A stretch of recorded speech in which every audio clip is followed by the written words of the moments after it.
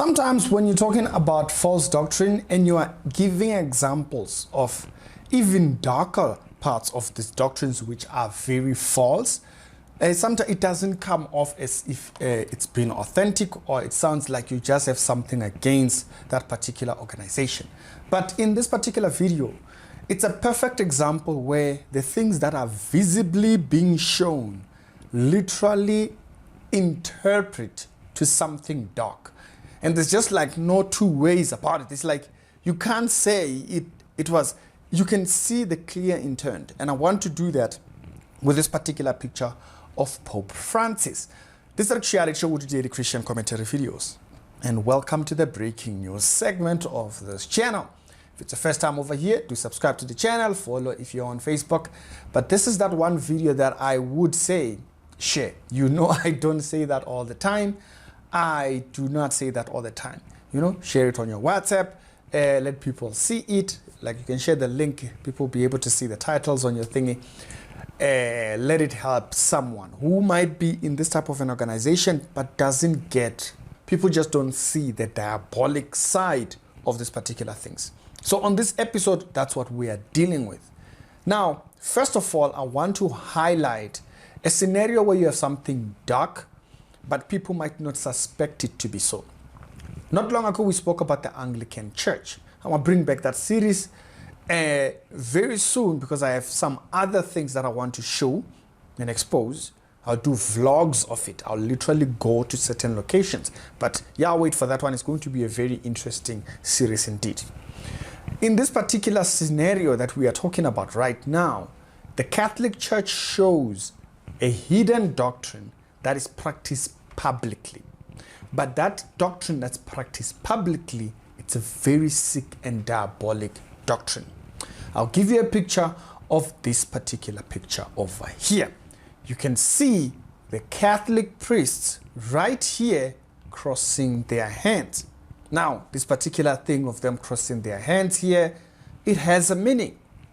If you go back into Freemasonry, when they are doing also their incantations and whatever part of their ritual ceremony, which is the same with the Catholics, you will see they also do cross their hands.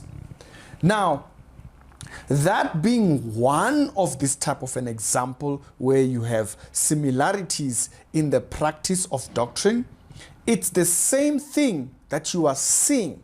I want to highlight it better here. It's the same thing you are seeing on the cross that Pope Francis is wearing. You have a Jesus with crossed hands. You spot it, so here you have something that you see them practice in public, you see the Masons doing exactly that, and then you get a picture of it in the current Pope, where he's literally wearing a cross which consists of that very thing that they practice in their ceremonies, right? So what is this all about? What's going on here? Why are Freemasons doing exactly what you see the Catholic priest doing, and then the Pope is wearing a cross that is diabolic that consists of that? By the way, the particular cross that the Pope is wearing consists of some type of a dove right above it, and then there's sheep around him, and around those sheep he seems to be carrying some type of a sheep figure over his shoulder. That's not Jesus, by the way. It's some weird figure and stuff like that. Maybe you can't see the state of his facials. He doesn't look like a thing. He looks like a figure that is in ritual form with the hoodie on or something like that. It's not showing human facial thingy. And they could get those details in this particular. But in this one, you do see it's like someone with a hoodie on, you know, like the monk's hoodie on, with a sheep over his shoulder. Now, you could simply carry it like this. But why did he have to carry it like this? But it goes back to all those other examples that I gave. And so it's a cross. So why in a cross is he not on the cross? So someone might say, no, it's artistic reasons, right? Now, I would actually ask that question in relation to a second picture that I know is very popular. We'll come back to this cross that they are doing over there, right? I will ask that of this particular other picture of this cross that the Pope tends to hold a lot. And that particular cross is the bent cross. It's known as the bent cross. You know, if you have interpretation for that cross where it's a cross, but he is not on the cross, what about this one, which is bent, right? Because the figure of Christ might say, yeah, it's kind of like the image of Jesus we have. But then the bent cross, why is the cross bent? It's defiling of doctrine, right? It's defiling of doctrines, and we know this is very popular in Satanism. Why do I bring that particular that idea up here of him not being figured into a cross, but not on a cross? It shows a recent state of Catholic doctrine where they are the ones that are carrying the sheep into the ritual. That's why he has sheep around the cross. Why does he have sheep around the cross? It's the priest of Catholicism carrying the congregation to ritual. Now you'll know in Catholicism they have this thing that they do where when they are pointing out, it's a bit of a weird one. When they are doing their mass and they are performing their entire thing with eating the bread and the wine, they have a term which is very popular in Catholicism called the Vicar of Christ. And this particular term, Vicar of Christ, if you've never heard of it, it means in the place of Christ. So meaning they are literally antichrist, replacing. You know, they are here to replace in the place of Christ. So as the priest stands there, when he is doing that ritual, he is literally in the place of Christ.